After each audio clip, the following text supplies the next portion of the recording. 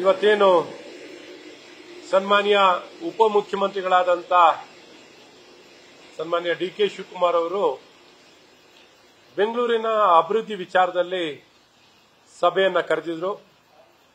ಅದಕ್ಕಾಗಿ ನಾನು ಮೊದಲನೇದಾಗಿ ಅವರಿಗೆ ಧನ್ಯವಾದ ಮತ್ತು ಶುಭಾಶಯಗಳನ್ನು ಕೋರುತ್ತೇನೆ.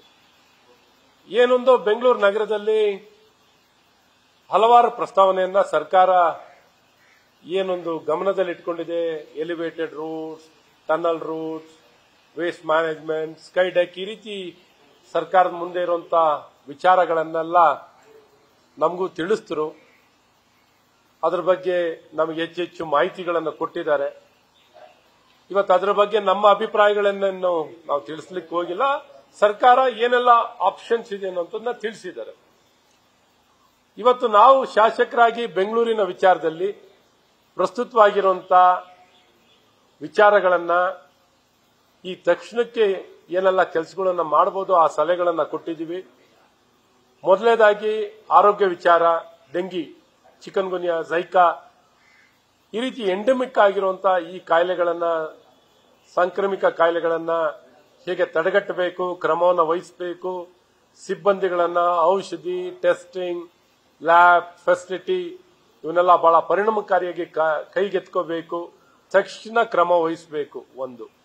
ಎರಡನೇದು ಏನೊಂದು ಪಬ್ಲಿಕ್ ಟ್ರಾನ್ಸ್ಪೋರ್ಟೇಷನ್, ಇವತ್ತು ರೋಡಿನ ದಟ್ಟಣೆ, ಇದನ್ನ ತಕ್ಷಣ ಬಗೆಹರಿಸಬೇಕು ಅಂದ್ರೆ ಸಾರಿಗೆ ವ್ಯವಸ್ಥೆ, ಇದಕ್ಕೇನು ಬಸ್ಸಸ್, ಮಿನಿ ಬಸ್ಸಸ್ ಮತ್ತು ಬಸ್ಸಸ್ ಹೆಚ್ಚಿಸಬೇಕು. ಇವತ್ತು ಮಿನಿ ಬಸ್ಗಳನ್ನು ಹಾಕೋ ಮೂಲಕ ಎಲ್ಲಾ ಕಡೆ ಆಕ್ಸೆಸಿಬಿಲಿಟಿ ಬರುತ್ತೆ. ಮತ್ತು ಬಸ್ಸಿನ ದರ ಸಬ್ಸಿಡೈಸ್ ಮಾಡಬೇಕು. 50% ಸರ್ಕಾರದಿಂದಾನೇ. ಯಾಕೆಂದ್ರೆ ಸರ್ಕಾರದಿಂದ ಬೆಂಗಳೂರು ನಗರಕ್ಕೆ ಕೊಡುವಂತದ್ದು ಹಣ ಏನೇನೂ ಅಲ್ಲ. ಇವತ್ತು excise duty, stamp duty, petrol duty, GST, direct tax, ಇಷ್ಟು ಸಾವಿರಾರು ಕೋಟಿ ಕೊಟ್ಟರು ಬೆಂಗಳೂರು ನಗರದಲ್ಲಿ ಬಡವರು ಬಸ್ಸಲ್ಲಿ ನಾಗರಿಕರು ಓಡಾಡಂಗೆ ಮಾಡಿಕೊಡ್ಬೇಕು. ಮತ್ತು ಪಾರ್ಕಿಂಗ್ ಪಾಲಿಸಿ ತರಬೇಕು.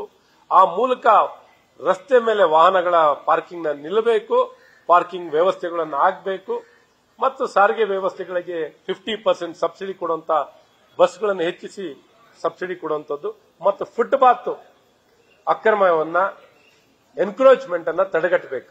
ಏನ್ 1300 kilometre footpath, arterial and semi arterial, sub arterial ರೋಡ್ಸ್ಗಳಿದೆ, ಜನರು ಓಡಾಡಂಗಿರಬೇಕು.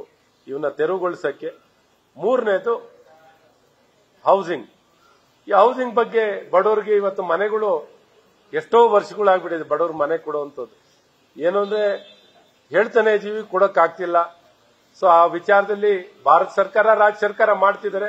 ಆ ಪ್ರಯತ್ನದಲ್ಲಿ ಬೆಂಗಳೂರು ನಗರದಲ್ಲಿ ದುಬಾರಿ ಆಗಿರುತ್ತೆ. ಹಾಗಾಗಿ ಬಿಬಿಎಂಪಿನೂ ಮುಖ್ಯ ಏಜೆನ್ಸಿ ಆಗಿರಬೇಕಾಗಿರೋದು ಬಿಬಿಎಂಪಿ. ಗೃಹ ನಿರ್ಮಾಣದಲ್ಲೂ ಆದ್ಯತೆಯನ್ನು ಕೊಟ್ಟು ಗೃಹ ನಿರ್ಮಾಣ ಆಗಬೇಕು. ನಾಲ್ಕನೇದು ಈ ಪಾಟೋಲು ಬಹಳ ಪರಿಣಾಮಕಾರಿಯಾಗಿ ಬಗೆಹರಿಸುವಂತ ಕೆಲಸಗಳಾಗಬೇಕು. ಐದನೇದು ಬೀದಿ ನಾಯಿಗಳು. ಈ ಬೀದಿ ನಾಯಿಗಳು ದೊಡ್ಡ ಹಾವಳಿ ಆಗಿದೆ. ಎಲ್ಲಿ ಅಂದ್ರೆ ಅಲ್ಲಿ ಯಾವ ಬೈಕ್ ಸವಾರನ್ನು ಓಡಾಡ್ಲಿಕ್ಕಾಗಲ್ಲ, ಯಾವ ಚಿಕ್ಕ ಮಕ್ಕಳನ್ನು ಓಡಾಡಕ್ಕಾಗಲ್ಲ, ಅಟ್ಯಾಕ್. ಹಾಗಾಗಿ ಈ ಬೀದಿ ನಾಯಿಗಳ ನಿಯಂತ್ರಣವನ್ನು ಬಹಳ ಪರಿಣಾಮಕಾರಿಯಾಗಿ ಕೈಗೆತ್ಕೋಬೇಕು ಅಂತ ಇಷ್ಟು ಹೇಳಿದ್ವಿ. ಇನ್ನೂ ಬೇರೆ ಬೇರೆ ವಿಚಾರಗಳಿದ್ದು ಇಷ್ಟು ಹೇಳಿ ಒಟ್ಟು ನಗರದಲ್ಲಿ ಎಲ್ಲಾ ರೀತಿಯಾದಂತಹ ಮತ್ತು ಪ್ರಾಪರ್ಟಿ ಟ್ಯಾಕ್ಸ್ ಈಗಾಗಲೇ ಹೆಚ್ಚಾಗಿರ್ತದೆ. ಪ್ರಾಪರ್ಟಿ ಟ್ಯಾಕ್ಸ್ ನ ಒಂದು ವಸ್ತು ತರ ಹೆಚ್ಚಿಗೆ ಮಾಡ್ಕೊಳ್ಳುವಂತದ್ದಾಗಬಾರ್ದು.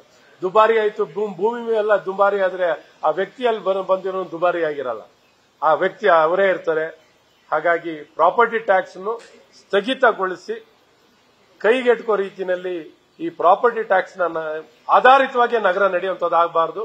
ಸರ್ಕಾರ ನಗರೋತ್ಥಾನದಲ್ಲಿ ಹೆಚ್ಚು ಅನುದಾನವನ್ನು ಕೊಡಬೇಕು ಅಂತ ಒತ್ತಾಯನ ಮಾಡಿ ಒಟ್ಟಾರೆ ನಗರ ವಿಚಾರದಲ್ಲಿ ಯಾವ ರಾಜಕೀಯನೂ ಇಲ್ಲದೆ ಯಾವ ಒಂದು ದೋಷಣೆ ಮಾಡದೆ ಉತ್ತಮವಾಗಿರುವಂತ ಸಲಹೆಗಳನ್ನ ಸರ್ಕಾರಕ್ಕೆ ಕೊಟ್ಟು ಸರ್ಕಾರ ಯಾವ ರೀತಿ ಜನಪರವಾಗಿ ಕೆಲಸ ಮಾಡಬಹುದು ಅಂತ ಒಂದು ಪ್ರಾಮಾಣಿಕ ಸಲಹೆಯನ್ನ ಕೊಟ್ಟಿದ್ವಿ. ನ್ಯೂಸ್ ಫಸ್ಟ್, ನಿರ್ಭೀತಿಯಿಂದ ನಿಮ್ಮ ಪರವಾಗಿ.